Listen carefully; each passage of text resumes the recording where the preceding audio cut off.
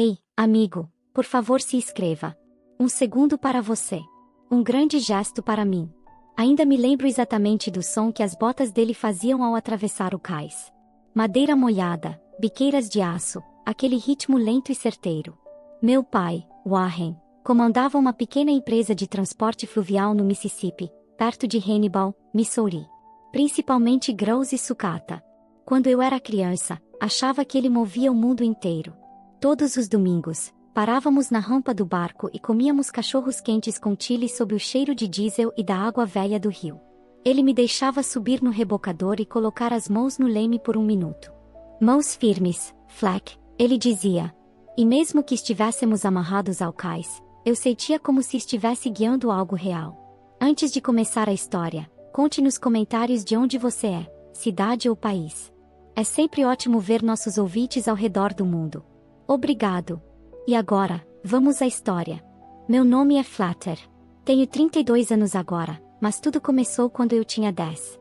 Antes de tudo desandar, minha mãe, Colette, tinha uma loja de vinhos na Main Street e estava sempre ligada, sempre brilhando na frente de uma luz de anel, dizendo coisas como, só mais 20 minutos, já com as chaves na mão. Ela se chamava de empreendedora. Meu pai a chamava de personagem. Ela perdia a maioria dos domingos no barco. Dizia que o rio deixava o cabelo dela com cheiro esquisito. Papai mantinha um livro de registro na gaveta da cozinha, manchado de café, sempre aberto em alguma página rabiscada, e uma caixa de charutos cheia de velharias do rio, etiquetas, parafusos antigos, pequenos pesos de latão. Uma vez perguntei quanto valiam. Ele respondeu, nada para você, tudo para mim. Ele sempre dizia que as coisas não precisavam ser chiques, apenas honestas e pontuais. Aquele último verão foi quente como o inferno. Nossa porta dos fundos emperrava toda manhã, e papai finalmente pegou uma chave de fenda para consertar a fechadura.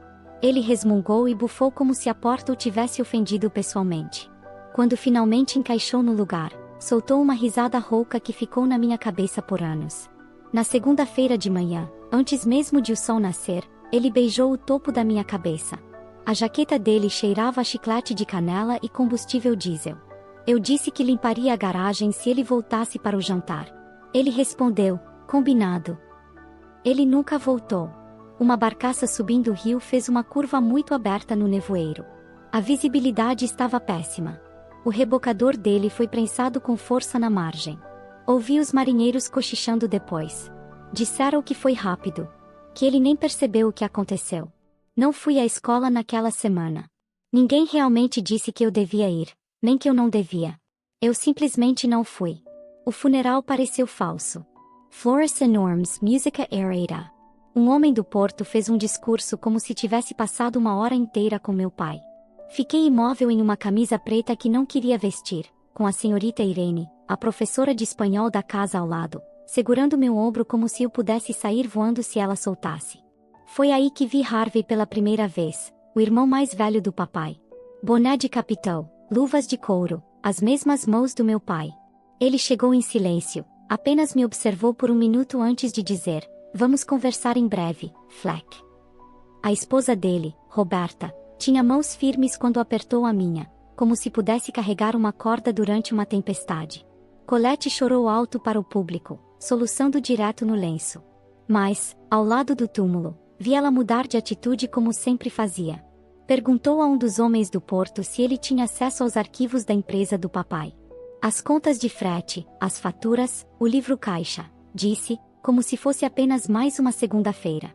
Eu tinha 10 anos, mas ainda lembro da expressão no rosto dela. Não era luto, nem mesmo estresse, era foco. Como se já estivesse pensando 10 passos à frente, e nenhum deles envolvia a mim. Depois disso, não chorei muito. Fiquei no meu quarto, encarando a caixa de charutos do papai e o lugar vazio na mesa, esperando que alguém me dissesse o que viria a seguir. Ninguém disse. Na mesma semana em que o cheque do seguro chegou, apenas alguns milhares do plano do papai, Colette moveu a escrivaninha dele para a garagem e anunciou online um negócio chamado River Freight Consulting. Ela usou a foto dele. O mesmo sorriso, o mesmo boné, o mesmo cenário. A única coisa diferente era o nome, Colette River Solutions. Fiquei parado no corredor vendo ela gravar um vídeo de apresentação com luzes de anel de cada lado do rosto. como holofotes. Perguntei: o que você vai fazer se alguém realmente ligar? Ela nem olhou para mim. Vou descobrir, disse. É isso que os adultos fazem. Os dois melhores funcionários dele, Roger e Patty, ficaram por 2 semanas antes de irem embora. Os cheques começaram a voltar. Os telefones ficaram sem resposta. Ouvi Patty chamá-la de fraude ao sair. Mantive a cabeça baixa e varri a garagem, como se isso fosse suficiente para impedir que as paredes desabassem. Então, uma noite, ela trouxe Randall para casa. Ele tinha aquele aperto de mão que faz você se sentir em uma entrevista de emprego para a qual não se inscreveu. Camisa branca impecável, calças vincadas, sapatos sem um único arranhão. Depois de apertar minha mão, olhou em volta do corredor como se o lugar o ofendesse. Este lugar precisa de ordem, disse. Você deixou as coisas desandarem. Eu não sabia o que dizer. Fiquei lá segurando uma tigela de cereal, me perguntando quem diabos ele era. 2 dias depois, ele voltou. Depois novamente. E depois não foi mais embora. E com ele veio um desfile. A mãe de Randall, Bernice, coque apertado. Labios finos, all hosta focal procurando recibos. A irmã, Yvonne, sorriso falso o tempo todo, voz açucarada como se estivesse tentando te vender algo. A filha de Yvonne, Mari, 12 anos, barulhenta, sempre pedindo lanches. E o filho de Randall, Rovan, não falava muito. Talvez 15, talvez 16. Nossos olhos se cruzaram uma vez durante o primeiro jantar. Nenhum dos dois sorriu. 1 semana depois, a despensa ganhou um cadeado. Randall chamou isso de disciplina e disse: racionamento gera apreciação. Fiquei parado em frente ao cadeado com uma lata de sopa na mão e perguntei: então, agora eu tenho que pedir permissão para comer? Ele respondeu: você precisa aprender limites. Eles também trocaram a porta do meu quarto. E verteram as dobradiças para que ela se abrisse para o corredor. Sem chance de trancá-la. Bernice carregava a única chave do novo trinco pendurada num cordão no pescoço, como se fosse seu trabalho protegê-la. Ela chamava isso de supervisão. Depois disso, as contas começaram a chegar no meu nome. Luz, gás, água, todas. Randall disse que era para ensinar responsabilidade. Eu não entendi o que isso significava até abrir um aviso de atraso e ver meu próprio nome em letras grandes no topo. Levei o papel até Colette e disse: isso não deveria estar no meu nome. Eu tenho 12 anos. Ela nem levantou os olhos do celular, então é melhor você ficar em cima disso. As coisas de adulto chegam rápido. Eles me obrigavam a acompanhar Maren 3 noites por semana em suas atividades, aulas de violino, ginástica, às vezes clínica de líderes de torcida. Sempre havia alguma coisa. Rovan também tinha que ir conosco, mas não falava nada. Apenas se sentava ao meu lado em silêncio enquanto observávamos o relógio. Perdi 2 treinos de beisebol antes de perceber que não iria mais. Quando toquei no assunto, Yvonne disse: todo mundo tem que colaborar. Você não é um pequeno príncipe. Um dia encontrei um formulário escolar na impressora, matrícula para outra escola. Melhor distrito, melhores notas. Bernice tinha usado nosso endereço. Meu nome estava listado como contato responsável por Mari. Levei o documento a Randall e perguntei o que aquilo estava fazendo ali. Ele nem piscou. Cuide do que é da sua conta, Flatter. Você não toma decisões de matrícula. Colette assentiu da cozinha, como se já tivesse aprovado tudo. A senhorita Irene apareceu uma tarde com sanduíches de queijo grelhado e um pacote de dever de matemática. Ela cheirava a sabão e conforto. Sentei-me à mesa enquanto ela explicava frações. Randall entrou, olhou para ela de cima a baixo e disse: isso não é mais necessário. Irene olhou para mim, depois de volta para ele: só estou aqui para ajudar o Flatter. Colette interveio: está tudo sob controle, Irene. Você pode ir. Ela disse isso como se Irene fosse uma babá, não a única pessoa naquela casa que ainda me via como uma criança. No dia da coleta de lixo, 2 semanas depois, vi a caixa de charutos do meu pai saindo da lixeira. Alguns dos livros antigos dele estavam enfiados entre papelões e embalagens de comida. A caixa estava vazia, exceto por um manual operacional manchado e um pedaço de papel amassado que caiu quando puxei tudo de volta. O relógio havia sumido. Naquela noite, sentei na garagem com o manual no colo e o coração batendo forte no peito. Empurrei os 2 objetos debaixo do meu travesseiro e fiquei olhando para o teto. ouvindo as risadas e o tilintar de copos na cozinha. Nessa mesma noite, Colette publicou um vídeo. Assisti do corredor. Ela estava sentada perto da janela, taça de rosé na mão, falando ao telefone sobre resiliência e como superar dificuldades com elegância. Chamou a si mesma de sobrevivente. Na cozinha, Randall servia chá e falava com Bernice. Ele vai ceder, disse em voz baixa. Uma vez que as opções do garoto fiquem claras, Bernice respondeu. O segredo é moldá-lo cedo. Fiquei ali, descalço, os dedos se contraindo no azulejo frio, e soube naquele instante que eles não estavam me criando, estavam me moldando. Completei 13 anos com um bolo de supermercado e um pacote de velas que alguém esqueceu de acender. Evan Borfut tanto perfume que deva par sentir no glacé. Colette vestiu uma blusa branca como se estivesse organizando um brunch, não a festa de aniversário do filho. Randall sentou-se na cabeceira da mesa como se a casa fosse dele, o que, a essa altura, de certa forma era. Harvey e Roberta apareceram usando suas jaquetas do porto, manchadas de sal e endurecidas pelo vento. O cabelo de Harvey estava mais grisalho desde o funeral, mas ele ainda mantinha a postura ereta e olhava as pessoas nos olhos. Randall nem apertou sua mão, apenas fez um aceno vago e se virou para arrumar os talheres. Comemos o bolo antes do jantar, como se quisessem terminar logo com aquilo.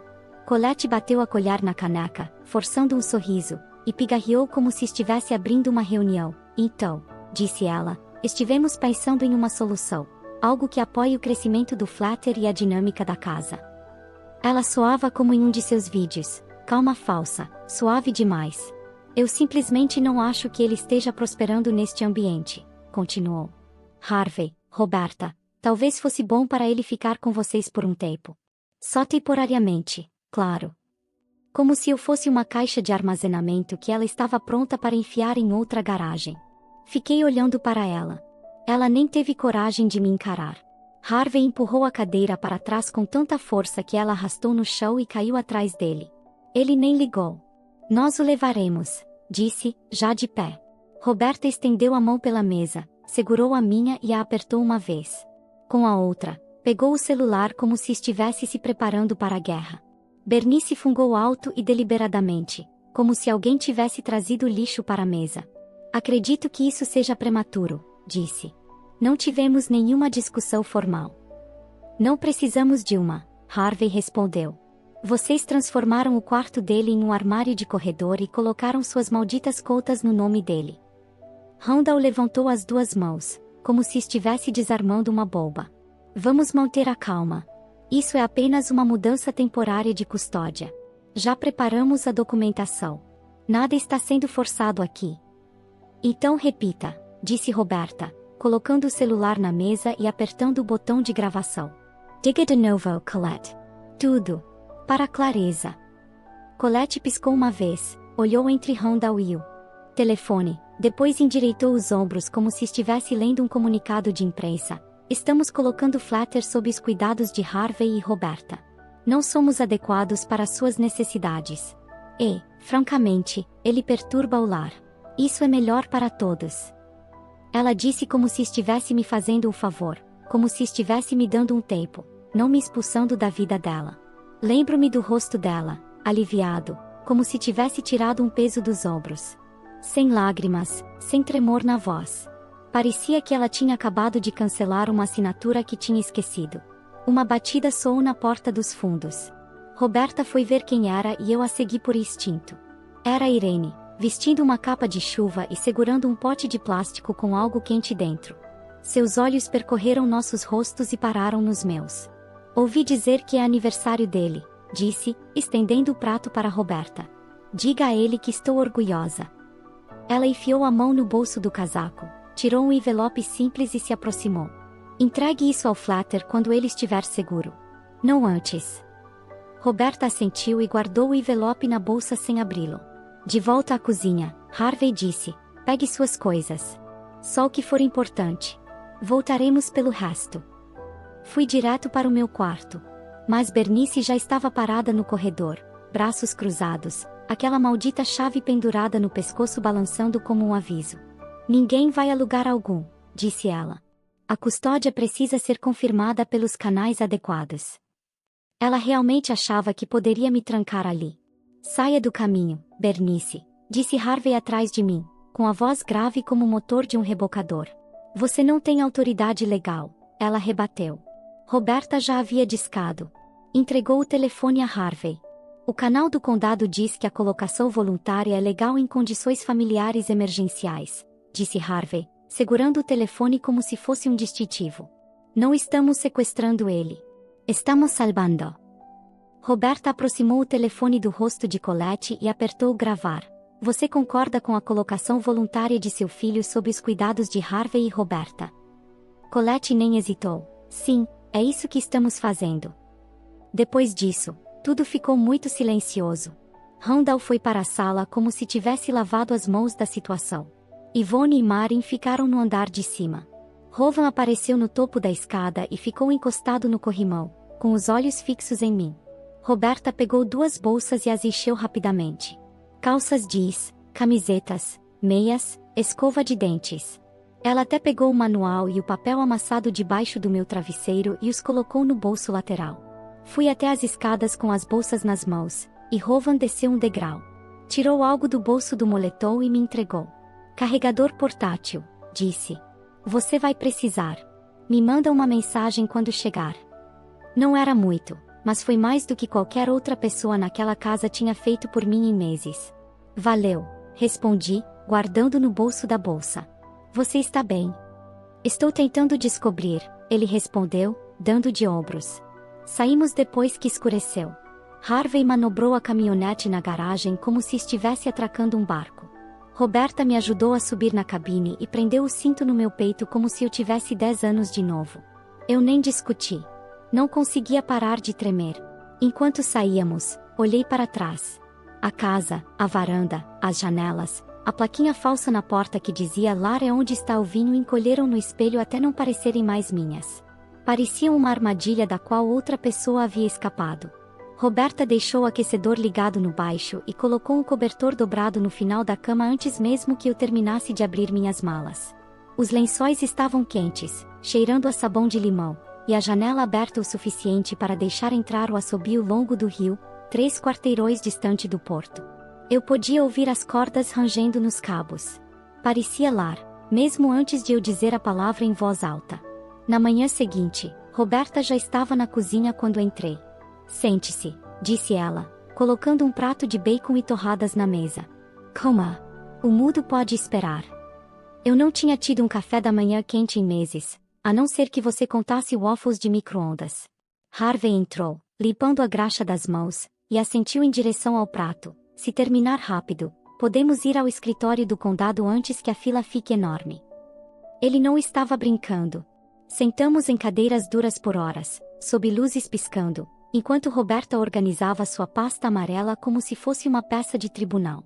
A mulher atrás do balcão disse: vai levar alguns dias, mas vocês já têm a colocação aprovada antes mesmo de sair do prédio.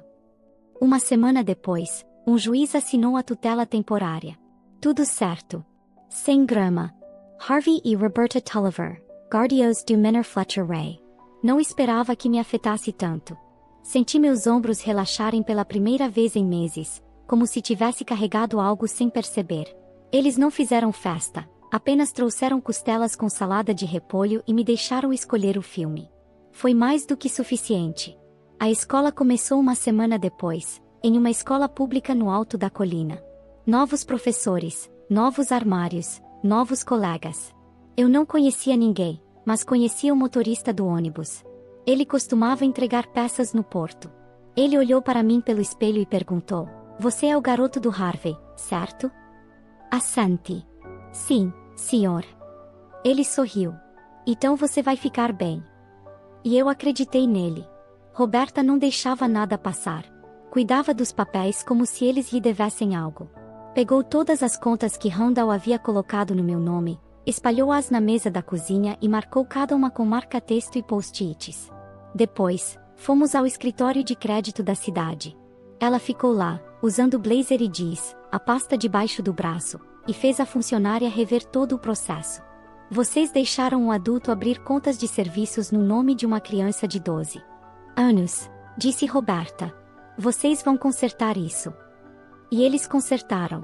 Um dia, na escola, Alguém me entregou uma folha dobrada. Parecia um teste de espanhol. Abri, dentro, havia um post-it. Apenas 5 palavras escritas pela Irene, orgulhosa de você. Fique por perto. Dobrei novamente e guardei na carteira. Carreguei aquele bilhete por anos. Nos sábados, Harvey me deixava acompanhá-lo ao porto. Ele comandava uma pequena equipe de manutenção do cais. Balaústres, cordas, amarras, escadas, coisas pesadas. Nas primeiras semanas, eu apenas pintava metal e ficava fora do caminho. Ainda não era forte o suficiente, mas eu aparecia, não reclamava e aprendia rápido. Logo começaram a me chamar pelo nome. Ainda me lembro da primeira vez que um dos caras gritou: "Fleck, me passa essa corda." Como se eu fosse apenas mais um par de mãos. Não um favor, não um caso de caridade, apenas parte da equipe. À noite, Roberta me sentava à mesa e me entregava livros caixa falsos, e presas inventadas com recibos ausentes e contas erradas. "Encontre a mentira", ela dizia, colocando um lápis à minha frente. Parecia um jogo no início. Só percebi depois que ela estava me ensinando a encontrar a verdade por meio dos números. Ela nunca fazia discursos. Apenas deixava os números falarem. Uma noite, finalmente perguntei sobre o envelope que Irene havia dado a Roberta. Ela não pareceu surpresa.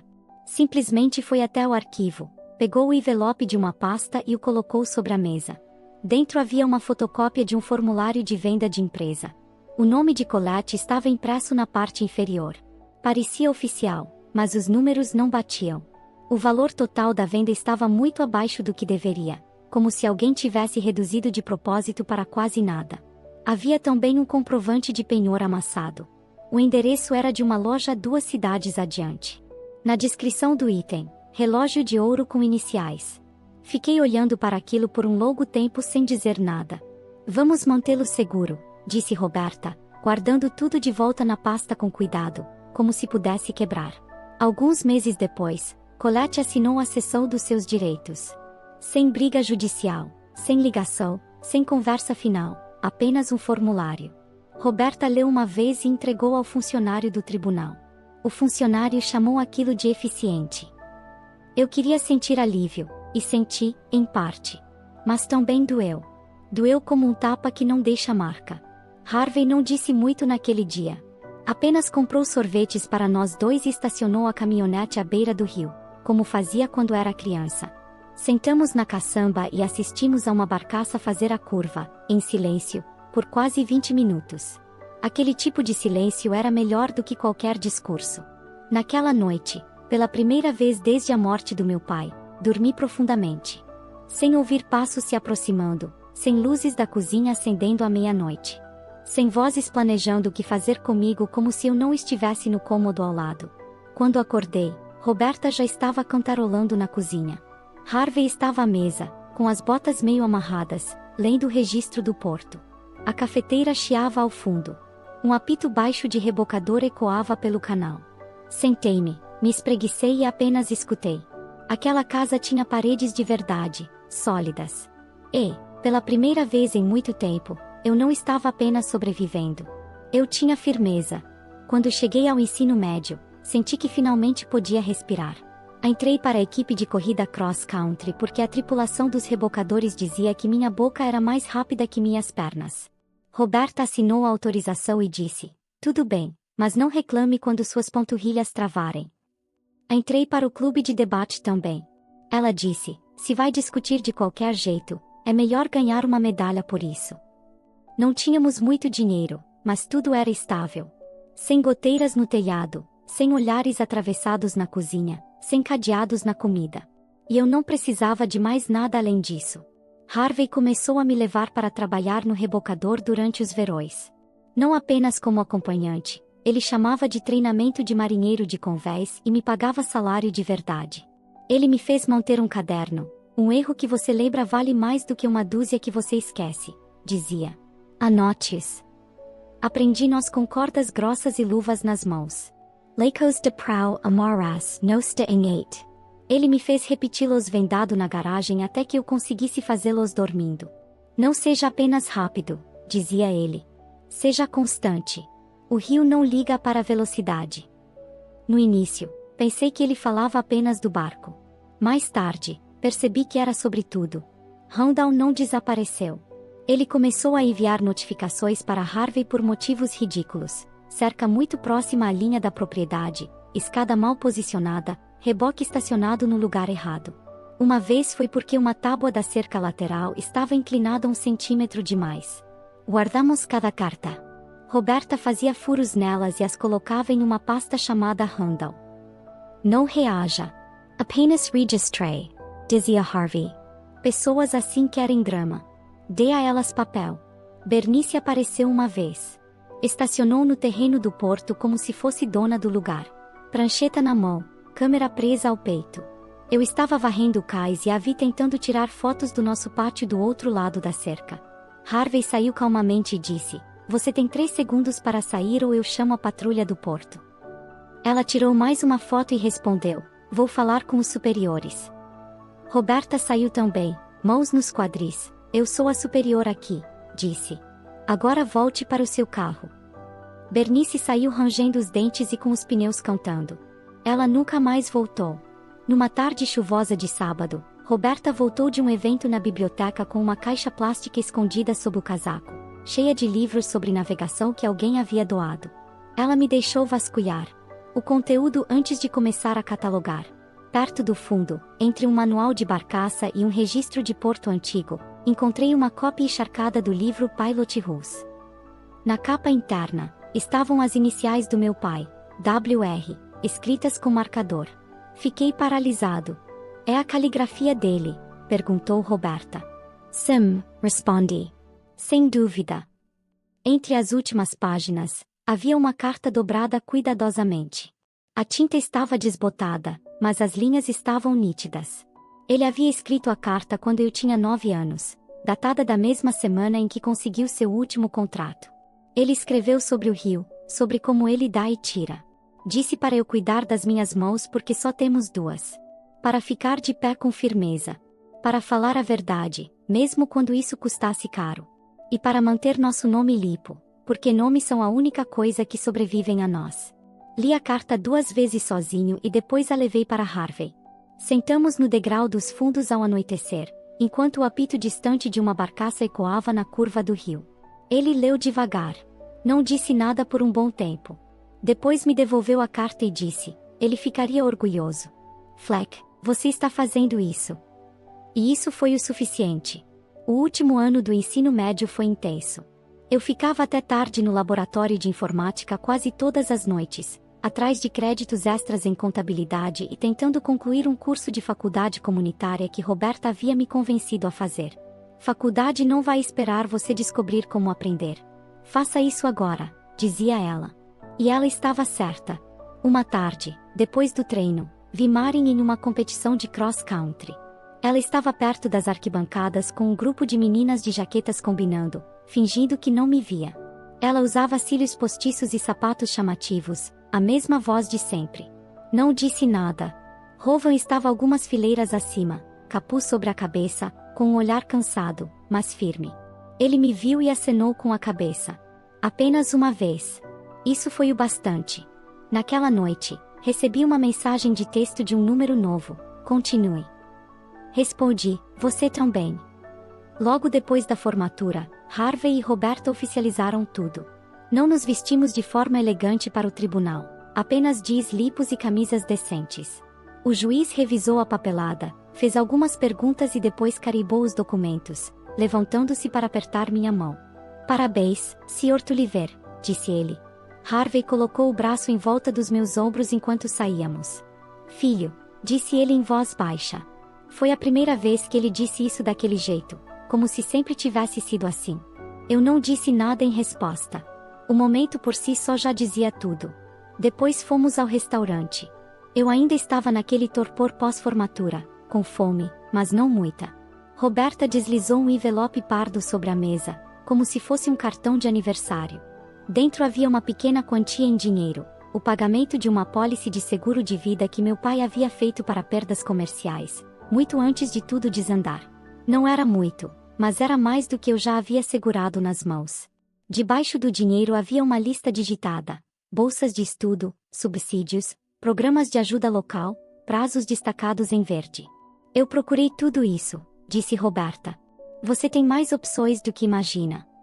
Segurei aquele envelope com cuidado, como se pudesse rasgar se respirasse com força. Parecia uma ponte, não um presente, um degrau. Naquela noite, guardei a carta do meu pai na mesma gaveta onde mantinha os formulários das bolsas. Eu não era uma pessoa sentimental por natureza, mas algumas coisas não deviam ficar guardadas. Deviam estar perto, prontas para serem relidas quando tudo ficasse confuso. Eu tinha conseguido. Não de forma limpa, nem intacta, mas ainda de pé. E, pela primeira vez, o futuro parecia algo em que eu podia entrar com meu próprio nome nos papéis. Voltamos da formatura e coloquei o envelope com os formulários de bolsas e o dinheiro da apólice no balcão da cozinha, como se fosse algo que pudesse cair e se espalhar se eu não tomasse cuidado. Roberta olhou para ele e disse: use isso como uma alavanca, não como um paraquedas. Fui para a Universidade Estadual, a 1 hora ao norte. Campus limpo, programa de contabilidade razoável, perto o suficiente para Roberta ainda poder ameaçar aparecer com sopa se eu não ligasse. Harvey fingia que não sentia minha falta, mas sempre arranjava motivos para estar na região sempre que a pilha de roupas sujas crescia demais. Escolhi contabilidade porque parecia poder silencioso e real. Você vê como o dinheiro se move. Você vê quem se esconde atrás dele. No segundo ano, consegui um estágio no escritório do auditor estadual. Nada glamouroso, principalmente entrada de dados e digitalização de documentos. Uma mesa barata no canto. Eu não falava muito, apenas observava. Aprendi quem cochichava quando eu passava. Aprendi que baixa prioridade às vezes significava não olhe muito de perto. Ninguém prestava atenção ao estagiário, a menos que ele fizesse perguntas idiotas. Então, eu não perguntava. Apenas observava o que abriam, o que apressavam, o que arquivavam e nunca mais tocavam. Tarde da noite, examinei meu próprio arquivo. Roberta havia congelado meu fundo universitário quando conseguiu a tutela, apenas por segurança, mas o registro mostrava que ele já havia sido esvaziado muito antes de ela ter me acolhido.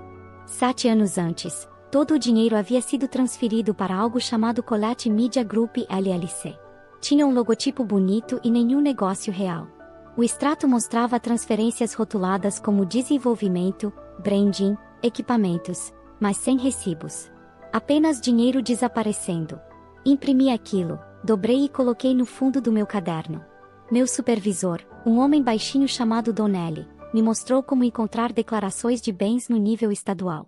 Ele nunca deu conselhos legais, apenas circulou alguns códigos no livro e disse: você não ouviu isso de mim, mas a página 74 tem algumas coisas que vão te deixar furioso. Anotei os números dos estatutos e guardei-os em uma gaveta.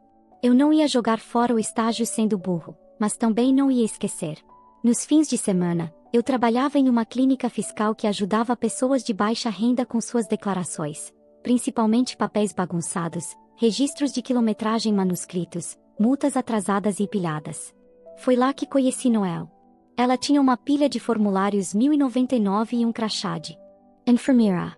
Parecia exausta e discutiu comigo sobre se poderia ou não deduzir seus sapatos ortoédicos como despesa médica. Você passa 14 horas em pé, eu disse. Se isso não é despesa de trabalho, não sei o que é. Ela estreitou os olhos e respondeu: você ainda não é contador certificado. Mas vou ser, respondi. Discutimos até abril, começamos a trocar mensagens em maio e saímos juntos quando o semestre terminou. No terceiro ano, finalmente peguei o recibo de penhor que Irene tinha guardado e liguei para a loja. Não esperava muito. O homem do outro lado da linha tinha a voz de quem fumava desde o nascimento. Disse que se lembrava de uma mulher loira com voz de podcast que havia penhorado um relógio masculino de ouro com iniciais riscadas. É tarde demais para recuperá-lo, disse ele. Esse relógio já se foi há muito tempo, mas lembro quem comprou. Um colecionador, 2 cidades a oeste. Gosto estranho, pagou em dinheiro. Obrigado, respondi, e desliguei. No domingo seguinte, Harvey me levou até lá. Estradas estreitas, galpões, placas metálicas desbotadas pela chuva. O homem tinha uma loja que parecia uma mistura de antiquário e oficina elétrica. Ele nos deixou entrar, ouviu nossa história e disse que tinha caixas de relógios, mas não sabia qual era qual. Se eu vir algum com WR gravado, ligo para você, disse ele. Mas não prometo nada. Deixei meu número, apertei sua mão e não criei expectativas. Uma semana depois, recebi uma carta no dormitório. Envelope barato remitente. Randall. Dentro, uma página digitada sobre reconciliação e apoio educacional, caso eu considerasse voltar nos fins de semana para ajudar a família. Havia uma frase sobre restaurar relacionamentos e ajudar Marin a se adaptar. Joguei a carta fora. Rovan ainda me mandava mensagens. Não com frequência, mas o suficiente. Disse que Marin estava matriculada em uma escola especial usando nosso antigo endereço e perguntou se isso poderia causar problemas. Se alguém ligar perguntando sobre residência, me deixa fora disso, respondi. Entendido, ele escreveu de volta. Noel e eu começamos a namorar sério depois das provas finais. Ela não tinha paciência para bobagens, fazia turnos extras para ajudar no aluguel da irmã e sabia mais sobre juros estudantis do que eu jamais saberia. Ela viu a pasta uma vez, aquela com todas as cartas que Randall havia enviado para Harvey, e perguntou por que a mantínhamos. Caso um dia seja importante, respondi. Inteligente, disse ela. No último ano, comecei a ficar até tarde no escritório do auditor. Algumas semanas acompanhando a equipe jurídica, outras ajudando a preparar declarações antes de serem tornadas públicas. Um dos assistentes jurídicos, um homem chamado White, me chamou de lado uma tarde e perguntou: "Você já ouviu falar de ações civis por realocação de ativos de má-fé?" Em teoria, respondi. Ele assentiu, fechou a porta e disse: "Fora do expediente." Isso é o que eu diria a um amigo. Se o dinheiro destinado a um menor foi redirecionado para uma empresa de responsabilidade limitada pessoal, e essa empresa não produz nada, você pode ter um caso. Que tipo de caso? Perguntei. O tipo que exige contratar um advogado de verdade. Depois das provas finais, levei isso para Roberta. Ela leu 2 vezes, devagar, com os óculos escorregando pelo nariz, e disse: "Depois das provas." E assim ficou. A formatura foi realizada no Parque de Exposições do Condado, sob um pavilhão de metal, com cadeiras dobráveis e sem sombra. Usei o cordão que Roberta tinha comprado pela internet, mesmo dizendo que parecia ridículo. Ela me obrigou a usá-lo mesmo assim. Quando atravessei o palco e apertei a mão do reitor, vi Harvey ao fundo, batendo palmas como se eu tivesse acabado de marcar um gol de campeonato. Noel me encontrou no estacionamento depois. Ela me beijou no rosto e perguntou: "E agora?" "Agora a gente constrói algo que dure", respondi. Comecei a trabalhar na segunda-feira seguinte à formatura. Camisa social e um crachá azul no pescoço que dizia: Divisão de Contabilidade Forense, Gabinete do Procurador-Geral do Estado. O cargo era apenas contador, mas o trabalho era real. Casos envolvendo movimentação de dinheiro, registros públicos, contratos fraudulentos, nada de superficial. Mantive minha história pessoal fora disso. Não usei meu passado como desculpa ou ferramenta para ganhar simpatia. Batia o ponto, puxava arquivos, verificava auditorias, cruzava recibos. Eu conhecia bem o tipo de gente que procurava fraquezas, e não ia dar a eles nenhuma oportunidade. No 3º mês de trabalho, uma denúncia chegou à mesa de entrada. Um escritório municipal estava desviando taxas de inspeção. Pequenos valores a mais, tudo arredondado em dinheiro vivo, centenas de pequenos desvios que ninguém notava até olhar com atenção. Os formulários passaram pela fila de digitalização e eu congelei ao lê-los. Eu conhecia aquele formato. Eu conhecia aquelas frases. Escritório de Conformidade de Segurança Predial, Distrito Norte. O escritório de Randall. Sinalizei o arquivo, levei direto ao investigador-chefe e disse: "Isso pode envolver alguém pessoalmente ligado a mim." "Família?" perguntou ele, já folheando os papéis. "Não por escolha", respondi. Ele me avaliou por um instante e depois assentiu. "Você está oficialmente afastado do caso." Passei adiante. Foi o que fiz. Nunca mais toquei naquele processo. Mas acompanhei tudo que foi registrado. Publicamente. Li cada linha como se fosse evangelho. Uma intimação foi enviada para a associação de moradores que Bernice costumava ostentar. Depois veio outra, sobre alocações de fundos e formulários de conflito de interesse que ela nunca havia preenchido corretamente. Randall foi listado como supervisor de ligação. Não por muito tempo. 2 meses depois, uma nota curta saiu no jornal local. Randall havia sido remanejado para treinamento e desenvolvimento interno. A diretoria de parques da cidade absorveu metade de sua autoridade de inspeção. Página 3. Sem foto. Sem comentário. Roberta emoldurou a reportagem. Em seguida, ela contratou um advogado civil, um homem de mandíbula quadrada e nenhuma paciência para matemática suja. Ele examinou todos os documentos que Irene havia guardado, o formulário de venda fraudado encontrado no envelope e cada depósito feito na LLC de Colette que nunca deveria ter existido. Consultoria. Tinham chamado. Pagamentos irregulares, não registrados, sem comprovantes de serviço, sem registro de ativos. O corretor que havia intermediado a venda tentou se esquivar, dizendo que estava fora do escopo. Roberta mostrou a ele uma série de e-mails em que ele copiava diretamente Colette. O advogado do corretor cedeu tão rápido que quase foi ilegal. Ele aceitou um acordo privado para evitar uma denúncia formal. Colette foi a próxima a ceder. Ela tentou começar pedido alto.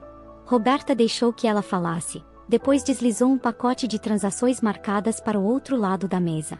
O advogado de Colette mal abriu o documento antes de se inclinar e sussurrar algo que fez o rosto dela azedar. Ela aceitou um acordo de $83.950. Não era o valor que a empresa do meu pai valia. Nem de perto. Mas serviu para deixar uma mensagem clara. Assinei o cheque para o fundo que Roberta havia criado em meu nome, Varensline, Flatter Tulliver. Esse era o título oficial. 2 semanas depois, o colecionador de 2 cidades adiante ligou. Disse que havia comprado um depósito cheio de sucata fluvial, ferramentas, peças, papéis antigos. No fundo de uma caixa de pesca enferrujada, embrulhado em uma toalha, ele encontrou um relógio masculino riscado com as iniciais WR. Você quer? Perguntou. Nem perguntei o preço. Simplesmente dirigi até lá. Quando ele me entregou, precisei sentar no alpendre dele. O metal estava frio. Os riscos eram piores do que eu lembrava. Uma das iniciais parecia ter sido refeita com um prego torto. Mas era dele. Paguei em dinheiro. Preço cheio. Sem pachincha. Dirigi de volta em silêncio, com a caixa no banco do passageiro. Passamos o mês seguinte resolvendo tudo. Roberta contestou cada conta falsa deixada pelas armações de Randall, serviços públicos, notificações atrasadas falsas, registros de crédito. A maioria das empresas recuou rapidamente quando viu a idade que constava na abertura das contas, menor de idade, circulado em vermelho em cada formulário. Roberta escreveu cartas afiadas como bisturis, limpas, precisas, sem desperdício de palavras. As marcas de crédito desapareceram como se nunca tivessem existido. Naquele outono, Colette voltou a postar online, falando sobre crescimento, cura e perdão. Ela se chamava de sobrevivente de afastamento familiar. Fez parecer que eu a havia abandonado por nada. Em uma publicação, ela me chamou de meu filho, o advogado. Eu não sou advogado. Ela só achou que soava melhor do que o garoto que abandonei e tentei lucrar com isso. Ela me enviou uma mensagem diretamente. Espero que você finalmente tenha aprendido a respeitar. Eu a bloqueei. Imprimi a postagem e a arquivei sob potencial difamação. Não que eu planeje usar isso, mas, caso precise, está lá. Por essa mesma época, Rowan entrou em contato. Ele perguntou se eu poderia escrever uma carta de recomendação para um trabalho em uma equipe de manutenção no porto. Nada de floreios, apenas trabalho. Disse que precisava de algo estável, onde ninguém o vigiasse de perto. Escrevi a carta. Simples, clara e honesta. Ele conseguiu o emprego. Depois disso, começou a aparecer de vez em quando no cais de Harvey. Trazia ferramentas, falava sobre o trabalho. Não falávamos muito sobre o passado, apenas sobre cordas, ferrugem e cronogramas de reparos. Era o sufficient. Marin ainda era barulhenta online. Postava fotos da nova escola, 2 distritos adiante. Em uma delas, segurava um formulário da Semana do Espírito. Dei-o nos detalhes, e lá estava, meu antigo endereço ainda sendo usado. Mostrei a Roberta. Ela olhou para a imagem, depois para mim. Você decide, disse ela. Terminei, respondi. Essa não é mais a minha luta. Não denunciamos. Não porque não podíamos, mas porque eu não me importava mais o suficiente para continuar perseguindo fantasmas. Eu estava fora. Eu estava limpo. Tinha feito o que precisava fazer. E, pela primeira vez em anos, Eu podia passar por um espelho sem ver a bagunça de outra pessoa nos meus ombros. Na noite anterior ao meu casamento, dormi como quando tinha 10 anos. Sem alarmes, sem andar de um lado para o outro, apenas ar tranquilo e o zumbido suave das buzinas das barcaças ao longe. Acordei com a mente clara, o peito leve e as mãos firmes. Noel e eu escolhemos o local juntos, um antigo terminal de carga que haviam transformado em salão de eventos. Paredes de tijolos, vigas de ferro, janelas altas com faixas de luz matinal. O tipo de lugar que meu pai teria adorado. Estrutura de verdade, construída para suportar peso. Planejamos tudo de forma simples. Cerimônia no salão principal, recepção à beira do rio. Roberta criou a planilha de fornecedores com mais abas do que parecia possível. Harvey encontrou o fornecedor do buffet e passou 20 minutos conversando sobre ventilação a vapor como se estivesse diagnosticando um motor de rebocador. Os pais de Noel se ofereceram para ajudar 3 vezes, então os colocamos no comando das flores e das cadeiras. Eles não reclamaram uma única vez. Mantivemos a lista de convidados curta, nomes reais, nada de obrigatórios. O convite de Irene foi entregue pessoalmente. Ela o abriu ali mesmo, sentada à mesa da cozinha, os óculos pendendo no nariz, e disse: "Você melhor dizer alguma coisa em espanhol no jantar de ensaio." "Vou tentar não estragar tudo", respondi. Ela sorriu e disse: "Não chore até depois do brinde." Uma semana antes do casamento, Colette me mandou mensagem de uma nova conta. Disse que ainda era minha mãe e que tomaria seu lugar de direito na cerimônia. Randall enviou uma nota sobre protocolos de representação familiar. Bernice mandou um e-mail com uma única frase: "Espero um assento com a família." Respondi uma única vez, com um único e-mail. Sem raiva, sem enrolação: "Vocês não estão convidados. Não são minha família. Se aparecerem, serão retirados." E foi isso. Roberta enviou a mesma mensagem do escritório dela, impressa em papel timbrado, por precaução. Base legal, sem confusão. Um dia depois, Rova me mandou um print de uma conversa em grupo. Bernice tinha digitado: "Nenhum portão impede uma avó de entrar." Ele escreveu: "Não vou com eles." E completou: "Fui escalado para um turno duplo naquele dia." "Esperto", respondi. Na semana do casamento, Randall recebeu uma notificação. O departamento dele seria auditado por uma firma de contabilidade externa. Contrato público, rotação padrão, nada a ver comigo. Mesmo assim, ele publicou online um discurso sobre caça às bruxas e burocratas rancorosos. As pessoas da cidade só reviraram os olhos. O jantar de ensaio foi simples: mini hambúrgueres, salada de repolho, cerveja local.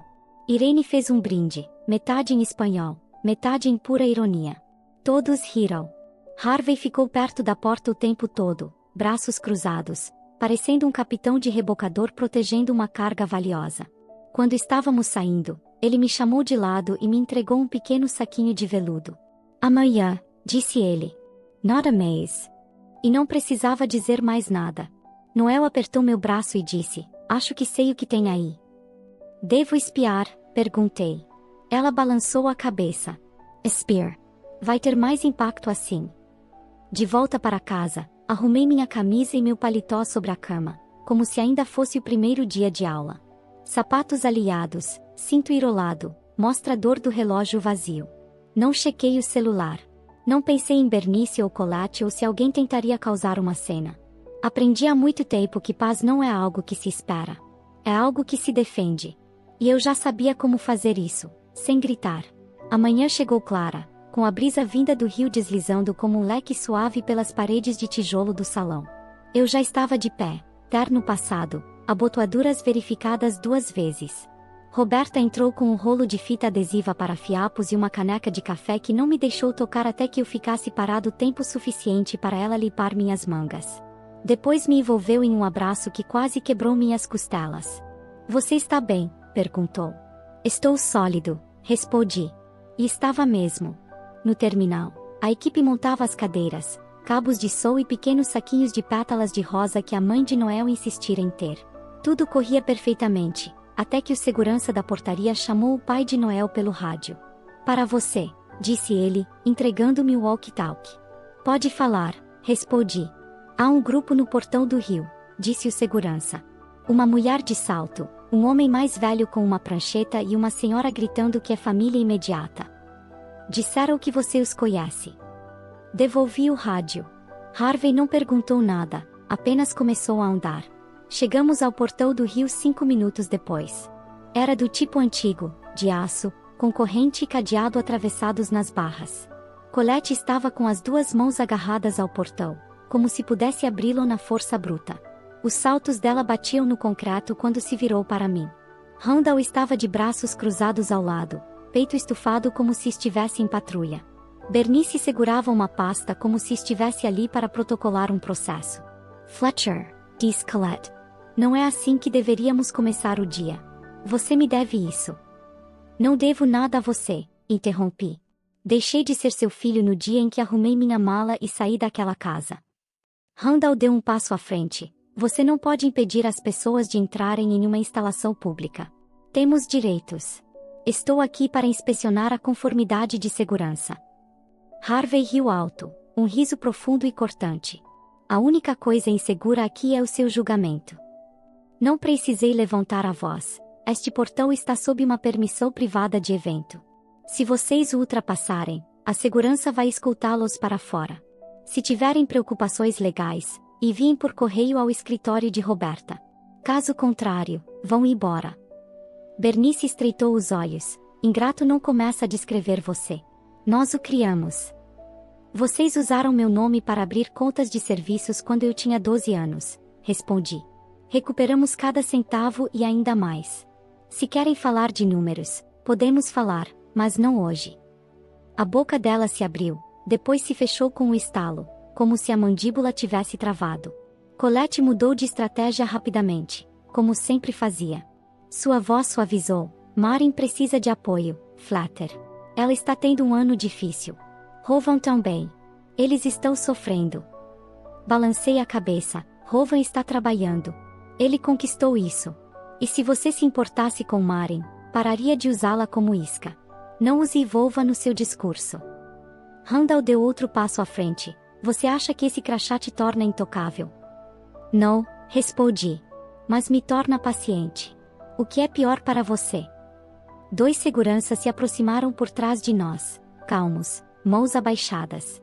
Um deles fez um sinal em direção ao estacionamento. Precisamos que vocês voltem para seus veículos agora. Randall inflou o peito. Jurisdic. Antes que terminasse, a patrulha do porto chegou em um carrinho elétrico. Um rapaz jovem, com olhar calmo e entediado, puxou o bloco de multas. Liberem a passagem ou autuo por evasão e obstrução. Escolha de vocês. Randall saiu. Bernice também. Colette hesitou um segundo, depois soltou o portão e se virou sem dizer uma palavra.